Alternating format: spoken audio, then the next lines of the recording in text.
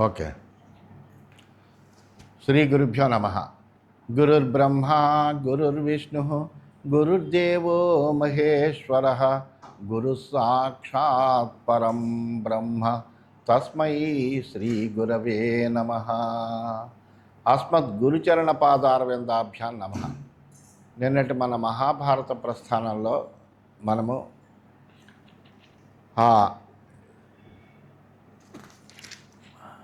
దుర్యోధనుడు తనకు జరిగినటువంటి ఆ అవమానానికి బాధపడినటువంటి వాడై, అంటే తాను ఏది అనుకున్నాడో దానికి వ్యతిక్రమంగా జరిగింది.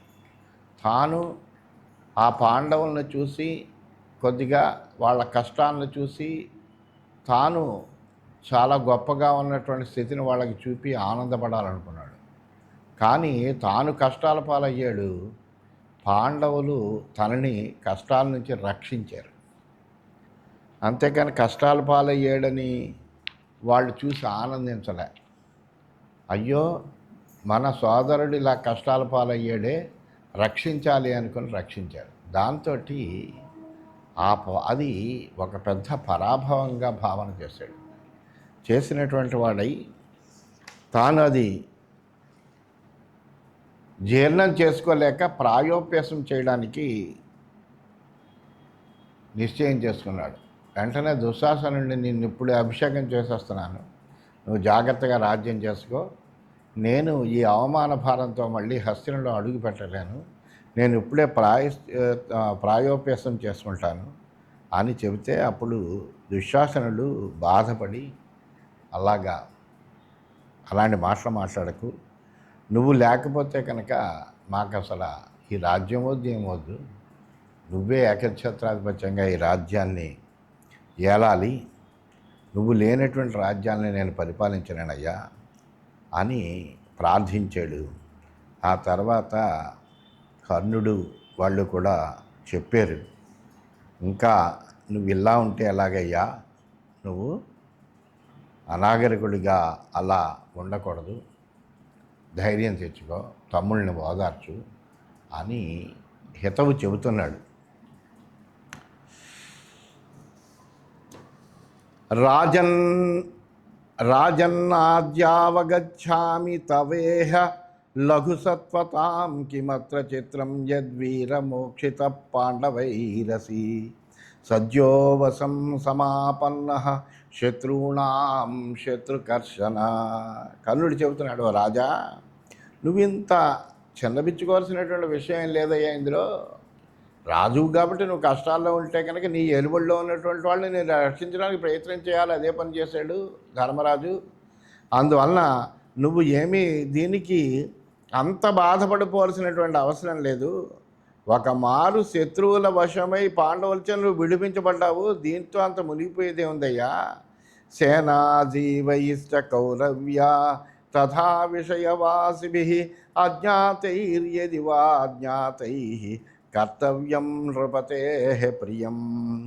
ఓ కౌరవ్య, రాజుల సేనలో ఉండి బతుకు గడుపుకునేటువంటి వాళ్ళు, రాజ్యంలోని ప్రజలు తెలిసైనా తెలియకుండా అయినా రాజుకు ప్రియమైనటువంటి పని చేయవలసిందే. అందువల్ల నీ ఎలుబడిలో ఉన్నటువంటి వాళ్ళు కదా వాళ్ళు, ఇప్పుడు వాళ్ళకేమీ రాజ్యం లేదు, వాళ్ళు రాజులు కాదు, నీ ఏలుబడిలో ఉన్నవాళ్ళు, అందువల్ల నీకు ప్రియం చేశారు. ప్రాయ ప్రధానాః పురుషాః క్షోభయంతి అరివాహినీం నిగృహ్యతే చ యుద్ధేషు మోక్ష్యంతే చైవ సైనికైః. సాధారణంగా ప్రధానమైనటువంటి వీళ్ళు శత్రుసేనలను కలతపెడుతూ ఉంటారు. యుద్ధంలో ఒకవేళ వాళ్ళు పట్టుబడితే కనుక, ప్రధానమైన వీళ్ళే పట్టుబడితే సైనికులు వాళ్ళని విడిపిస్తూ ఉంటారు. అందువల్ల ప్రధాన వీరుడికి ఏమైనా అవమానమా? కాదు కదా. సేనాజీవాశ్చ ఏ రాజ్ఞాం విషయే సంతి మానవాః తైః సంగమ్య నృపార్థాయ యతితవ్యం యథా తథం. ఆ రాజు కొలువులో ఉన్నటువంటి వాళ్ళు, రాజ్య ప్రజలు కలిసి రాజు కోసము ఎప్పుడూ కూడా యథాశక్తి ప్రయత్నం చేయాలి. వాళ్ళు ఏదో రకంగా వాళ్ళని రక్షించడానికి తగిన ప్రయత్నం చేస్తూనే ఉండాలయ్యా. యజ్జేవం పాండవైః రాజన్ భవద్విషయవాసిభిః యదృచ్ఛయా మోక్షితోసి తత్ర కా పరిదేవన. ఓ రాజా, నీతితో ఆ నీతితోటే నీ రాజ్యంలో ఉన్న పాండవులు దైవికంగా నిన్ను విడిపించారు. దీనిలో నువ్వు అంత బాధపడవలసినటువంటి విషయం ఎంత మాత్రమూ లేదు. కాబట్టి నువ్వు బాధ తగ్గించుకోవయ్యా. నచైతత్ సాధు యదా రాజన్ పాండవాస్వాం నృపోత్తమం స్వసేనయా సంప్రయాంతం నానుయాంతి స్మ పృష్ఠతః. ఓ రాజా, నువ్వు నీ సేనలతో బయలుదేరినప్పుడు పాండవులు కూడా నృపశ్రేష్ఠుడమైనటువంటి నిన్ను అనుసరించాలి. వాళ్ళు అలా చేయలేదు. అసలు వాళ్ళు కూడా నీ వెనకాల రావాల్సిందే కదా, నీ సైనికులు లాంటి వాళ్ళే కదా, వాళ్ళు నీ ఏలుబడిలో ఉన్నవాళ్లే కదా. శూరాశ్చ బలవంతశ్చ సంయుగేష్వబలాయినః భవితస్తే సహాయా వై ప్రేష్యతాం పూర్వమాగతాః. ఆ పాండవులు శూరులు బలవంతులను యుద్ధంలో అసలు వెనకంచి వేయనటువంటి వాళ్ళు. అంతకుముందే వాళ్ళు నీకు దాసులే ఉన్నారు కదయ్యా. కాబట్టి నీకు సహకరించి తీరాలి వాళ్ళు. అది వాళ్ళ ధర్మం. ఆ ధర్మాన్ని వాళ్ళు నిర్వర్తించారు. దానికి నువ్వు బాధపడవలసిన చింత ఏమీ లేదు అసలు. పాండవేయాని రత్నాని త్వామద్యాప్యుపభుంజసే సత్వస్థాన్ పాండవాన్ పశ్యాన్నతే ప్రాయముపావిశన్ తదలంతే మహాబాహో విషాదుం కర్తుమీదృశం బుద్ధిష్టరాజన్ భద్రంతే నచిరం కర్తుమర్హసి. మరొక అద్భుతమైనటువంటి విషయం చెప్తాను చూడు. నువ్వు ఎందుకు చింతపడక్కర్లేదో దానికి దృష్టాంతం చెప్తాను. ఈ పాండవుల యొక్క వైభవాన్ని అంతటినీ నువ్వు తీసుకున్నావు వాళ్ళ దగ్గర నుంచి నెగ్గి. మరి అటువంటి అంతటి వైభవం తీసుకున్నావు, వాళ్ళ రాజ్యం తీసుకున్నావు, వాళ్ళ రత్నాలు తీసుకున్నావు, వాళ్ళ యొక్క ఐశ్వర్యాన్ని అంతటినీ తీసుకున్నావే నువ్వు. తీసుకున్న తర్వాత వాళ్ళు వనవాసానికి పోతున్నారే, వాళ్ళు ఏమైనా ప్రాయోపేసం చేశారా? ఇప్పటికీ స్థిరంగానే ఉన్నారు. వాళ్ళు ఏం ప్రాయోపేసం చేయలేదు చూడు. కాబట్టి నువ్వు ఈ విధంగా దుఃఖించవలసినటువంటి అవసరం లేదు. లేవయ్యా, నీకు మేలే జరుగుతుంది. ఇంకా నువ్వు ఆలస్యం చేయకు లే అని కర్ణుడు చెబుతున్నాడు. అవశ్యమేవ నృపతే రాజ్ఞో విషయవాసిభిః ప్రియాణి ఆచరితవ్యాని తత్రకా పరిదేవన. రాజ్యంలో ఉన్నటువంటి ప్రజలు రాజుకి ఇష్టమైనటువంటి పనులు తప్పకుండా చెయ్యాలి. దానికే నువ్వేమి బాధపడవలసినటువంటి విషయమేం లేదు. నువ్వు కష్టంలో ఉంటే ఆ కష్టాన్ని తీర్చడానికి వాళ్ళు తప్పనిసరిగా సహాయం చేయవలసిన ధర్మం వాళ్ళది. అందుని చేశారు. మద్వాక్యమే తద్రాజేంద్ర యద్యేవం న కరిష్యసి స్థాస్యామీహ భవత్పాదౌ శుశ్రూషన్ హరిమర్దన. ఓ రాజా, నువ్వు నా మాటను కనుక మన్నించకపోతే నీ పాద సేవ చేస్తూ నేను ఇంకెక్కడే నిలిచిపోతాను అన్నాడు కర్ణుడు. నోత్సహే జీవితమహం త్వద్విహీనో నరషభ ప్రాయోపవిష్టస్తు నృప రాజ్ఞాం హాస్యో భవిష్యసి. ఓ రాజా, నువ్వు లేకుండా నేను అసలు బతకాలని అనుకోవట్లేదు. నీతోటే నా జీవితం అంతా కూడా. నువ్వు ఇలా ప్రాయోపేసం చేస్తే రాజులందరూ నవ్వుకుంటారయ్యా అని ఈ విధంగా కర్ణుడు ఆ దుర్యోధనుడికి అనేకములైనటువంటి మంచి మాటలన్నీ కూడా చెప్పాడు. నువ్వు ఇలాగా ప్రాయోపేసం చేయడం ఎంత మాత్రం తగదయ్యా నీకు అని చెప్పాడు. ఏవముక్తస్తు కర్ణేన రాజా దుర్యోధనస్తథా నైవోత్థాతుం మనశ్చక్రే స్వర్గాయ కృత నిశ్చయ.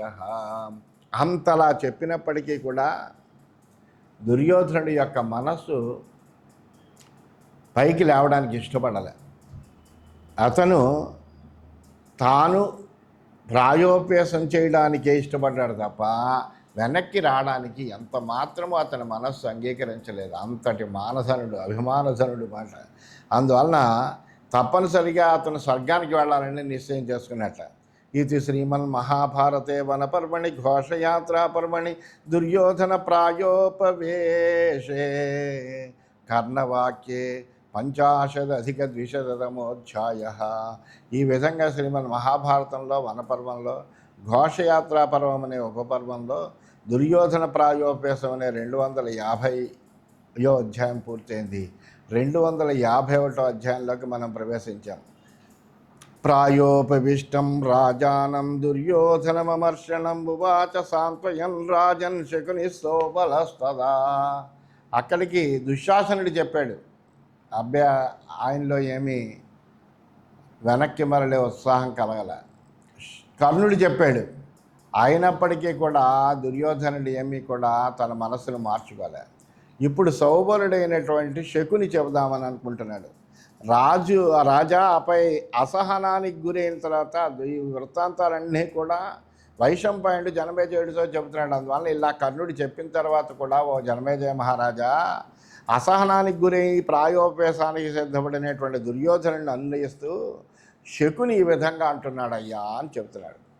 ఏం చెబుతున్నాడంటే శకుని, సమ్యగుప్తం హి కర్ణేన తచ్ఛృతం కౌరవత్వయా మయాహృతం శ్రియం స్ఫీతాం తాం మోహాదస అపహాయకిం. కర్ణుడు చాలా చక్కగా చెప్పాడయ్యా, సత్యమైన మాటలన్నీ చెప్పాడు, నువ్వు విన్నావు కూడాను. అసలు నేను ఈ సమృద్ధమైనటువంటి పాండవ రాజ్యలక్ష్మిని అంతటిని కూడా అపహరించాను. ఏమిటి? కపటమైనటువంటి జోదమాడి. ఈ జోదమాడితే ఆ జోదంలో ఆడినటువంటి వాడిని నేనే కదా. ఆ రాజ్యలక్ష్మిని అంతటిని కూడా అపహరించాను. నువ్వు మోహంతో ఇప్పుడు దాన్ని అంతా కూడా పరిచయం చేస్తున్నావు. త్వమల్పబుద్ధ్యాన్ నృపతే ప్రాణానుస్రష్టుమర్హసి అథవాప్యవగచ్చామి నవృద్ధాః సేవితాస్త్వయా. నువ్వేంటంటే నీ యొక్క మందమతిత్వం వల్ల, మూర్ఖత్వం వల్ల ప్రాణాలను విడిచిపెట్టాలి అని అనుకుంటున్నావు. అసలు నువ్వు ఎప్పుడూ అసలు పెద్దల్ని సేవించలేదు. అంటే వృద్ధ జనోపదేశం ఏమీ లేదు నీకు. జ్ఞానుల దగ్గర ఉపదేశాన్ని పొందినటువంటి దాఖలాలు ఏం లేవు. అందువల్లనే నువ్వు ఇలా ప్రవర్తిస్తున్నావు అని నాకు అనిపించింది. యహ సముత్పతితం హర్షం దైన్యం వా ననియచ్చతి సర్నశ్యతి శ్రియం ప్రాప్య పాత్రమామమివాంభసి. ఎవడైతే తన మీదకి వస్తున్నటువంటి ఆనందాన్ని కానీ దుఃఖాన్ని కానీ, అంటే ఒక్కొక్కప్పుడు అమితమైన ఆనందం కలగచ్చు, ఒక్కొక్కప్పుడు అమితమైన దుఃఖం కలగచ్చు. ఆనందం కలిగింది కదా అని ఎగిరి గంతులేయకూడదు, దుఃఖం కలిగింది కదా అని కృంగిపోకూడదు. నియంత్రణ అనేటువంటిది ఉండాలి. దుఃఖం కలిగినా ఆనందం కలిగినా కానీ నియంత్రించుకోలేనటువంటి వాడు ఎవడైతే ఉన్నాడో వాడు సంపదలను పొందినప్పటికీ కూడా ఓ పచ్చి కొండ నీళ్లలో కరిగిపోయినట్టుగా సంపద అంతా నశించిపోతుందయ్యా. అతిభీరుమతి క్లీబం దీర్ఘసూత్రం ప్రమాదినం వ్యసనాద్విషయాక్రాంతం నభజంతి నృపం ప్రజా. రాజు బాగా పిరికివాడైనా, శక్తి లేనటువంటి వాడైనా, అలసత్వం కలిగినటువంటి వాడైనా, ఏమరపాటు కలిగినటువంటి వాడైనా, వ్యసనంలో విషయాల్లో చిక్కుబడిపోయినా ఆ రాజుని అసలు ప్రజలెవ్వరూ సేవిస్తారు. సత్కృతస్య హితే శోకః విపరీతే కథం భవేత్ మా కృతం శోభనం పార్థైః శోకమాలం వ్యనాశయ. పాండవులు కనుక నిన్ను ఆదరిస్తేనే నువ్వు ఇలాగా కుమిలిపోతున్నావే, వాళ్ళు తిరస్కరించి ఉంటే ఏమయ్యేది? అసలు కౌంతేయులు పాటించినటువంటి మర్యాదలు నీ శోకంతో నశింపజేసుకుంటావు. నీకు ఆ గంధర్వులు ఎత్తుకెళ్ళి నిన్ను సంహరిద్దామన్నట్టుగా బంధించి తీసుకెళ్ళినప్పుడు పాండవులు విడిపించారు.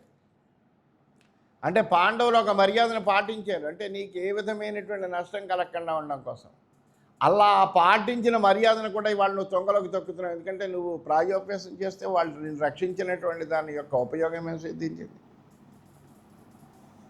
యత్ర హర్షస్త్వయా కార్యః సత్కర్తవ్యాశ్చ పాండవాః తత్ర శోచసి రాజేంద్ర విపరీతమిదం తవా.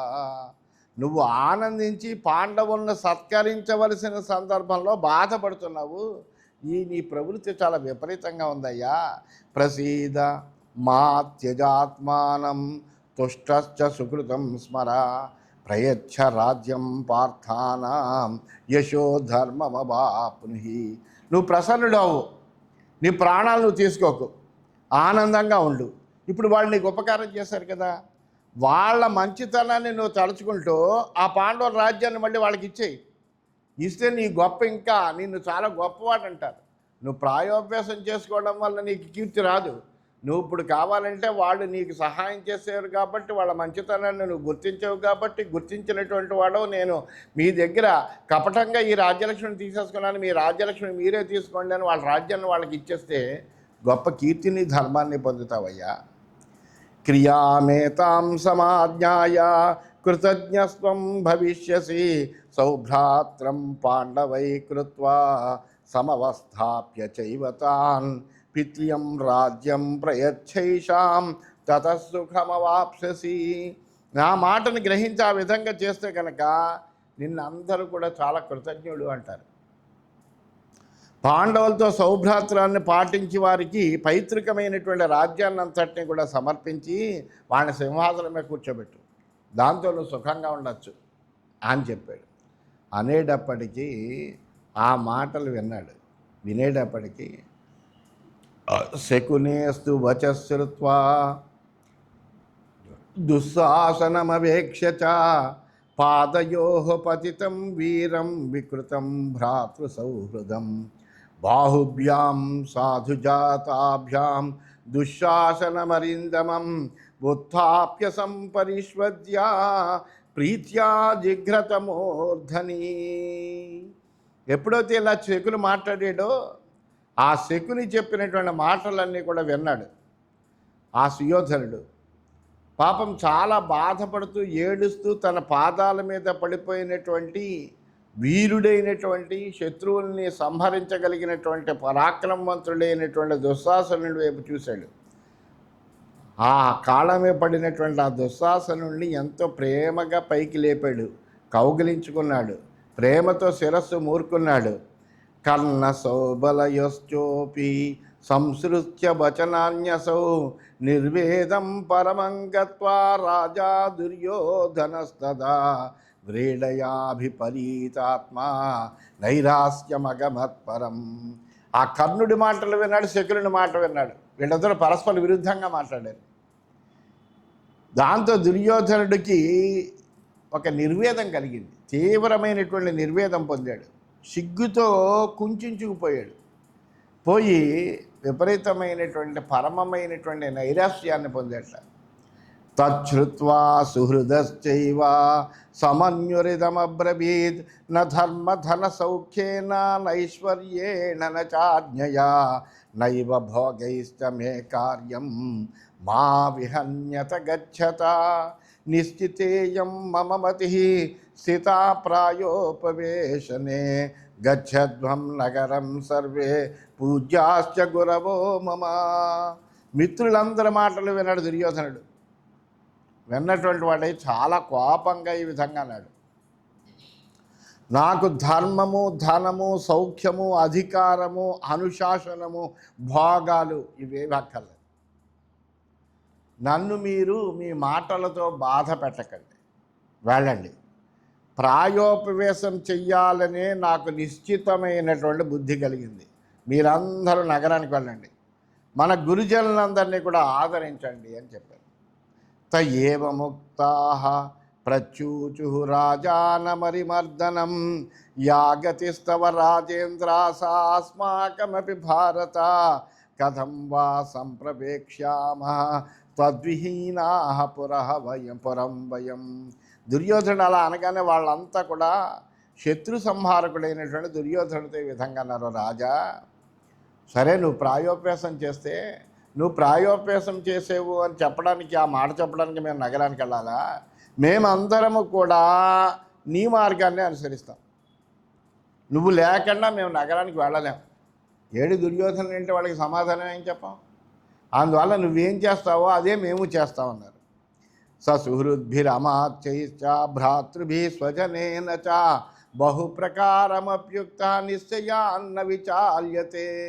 ఈ విధంగా మిత్రులు, అమాత్యులు, సోదరులు, బంధువులు అందరూ కూడా చెప్పారు.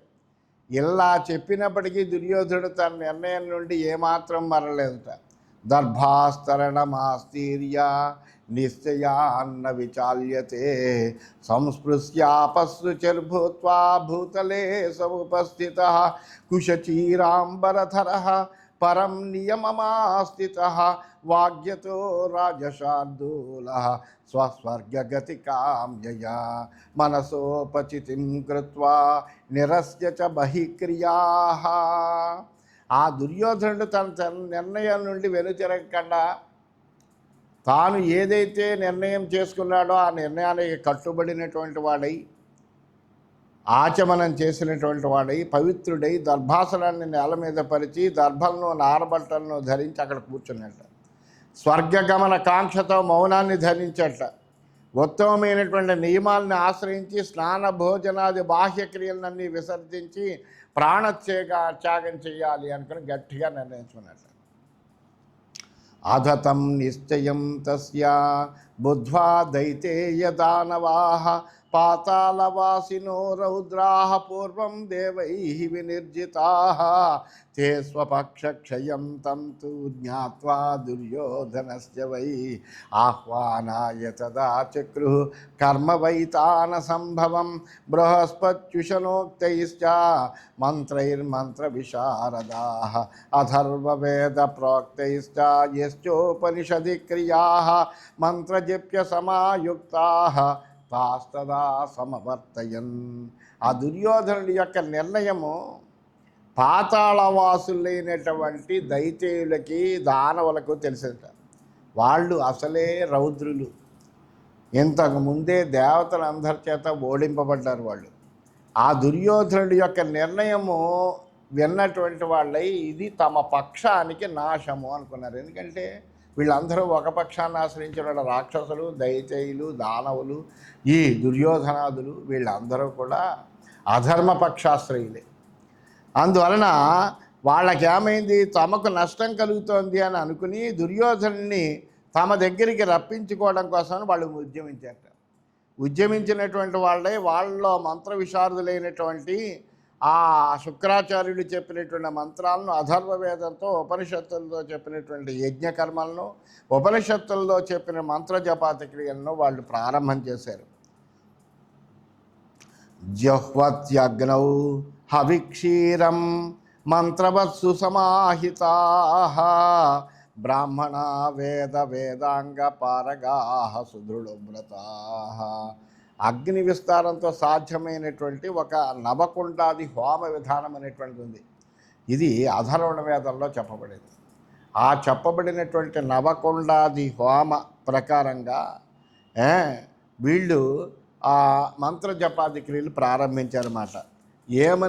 ఎలా ప్రారంభించారంటే వీళ్ళందరూ కూడా వేదాంగ పారంగతులే, దృఢమైనటువంటి వ్రతం కలిగినటువంటి బ్రాహ్మణులు నిశ్చలమైనటువంటి దీక్షతో మంత్రపూర్వకంగా అగ్నిహోత్రంలో నేతిని పాలని వేసి ఆహుతి చేస్తున్నట్ట. కర్మసిద్ధౌ తదా తత్ర జృంభమాణా మహాద్భుతాః కృత్యా సముత్థితా రాజన్ కింకరోమీతి చాబ్రవీత్. అలా యజ్ఞకర్మ సిద్ధించగా అగ్నిహోత్రంలో ఒక అద్భుతమైనటువంటి కృత్యం ఒకటి బయటకు వచ్చేదిట. వచ్చి వెంటనే ఏం చేయాలి నేను అని అడిగిందిట. అడిగేటప్పటికప్పుడు ఆహుర్దైత్యాస్తతాం తత్ర సుప్రీతేనాంతరాత్మన ప్రాయోపవిష్టం రాజానం ధార్తరాష్ట్రమిహానయ. అప్పుడు ఆ రాక్షసులు చెప్పారట ఆ కృత్యతోటి, అక్కడ ప్రాయోపవేశం చేసుకోవడానికి సిద్ధంగా దుర్యోధన మహారాజు అన్నాడు, వాడిని ఇక్కడికి తీసుకురండి అన్నట్ట. తథేతి చ ప్రతిసృత్య సాకృత్య ప్రయయౌ తదా నిమేషాదాగమచ్చాపి యత్ర రాజా సుయోధన. అలాగని ఆ కృత్య చెప్పింది. వెంటనే ఆ కృత్య బయలుదేరింది, దుర్యోధన దగ్గరికి వెళ్ళింది. ఒక్క నిమేష కాలంలో సమాదాయ చ రాజానం ప్రవేశరసాతలం దానవానాం ముహూర్తాచ తమానీతం న్యవేదయత్ తమానీతం నృపం దృష్ట్వా రాత్రౌ సంగత్య దానవాః ప్రవృష్ట మనసః సర్వే కించిదుత్ఫుల్లలోచనాః సాభిమానమిదం వాక్యం దుర్యోధనమధాబ్రువన్. ఆ రాజును తీసుకుని క్షణకాలంలో పాతాళానికి వెళ్ళిందిట. ఆ సుయోధనుడిని తెచ్చినట్టుగా ఇదిగో దానవులకి తెలిపింది, ఇదిగో సుయోధనుడని. ఆ దుర్యోధనుడిని చూశారు దానవులంతా. ఆ రాత్రి వేళ వాళ్ళందరి మనస్సులో ఆనందించేట, కళ్ళు వికసించేట, ప్రేమపూర్వక దుర్యోధనులతోటి ఈ విధంగా రాక్షసులందరూ ఆ దానవులు దైత్యులు కూడా ఆ దుర్యోధనుడితో ఈ విధంగా అన్నట్ల. ఇది శ్రీమన్మహాభారతే వనపర్వణి ఘోషయాత్రా పర్వణి దుర్యోధన ప్రాయోపవేశే ఏకపంచాశదధిక 200తమోధ్యాయః. ఈ విధంగా శ్రీమద్ మహాభారతంలో వనపర్వంన ఘోషయాత్రా పర్వం అనే ఉపపర్వంలో దుర్యోధన ప్రాయోపేసం అనే 251వ అధ్యాయం ముగిసిందని తెలియజేస్తూ స్వస్తి.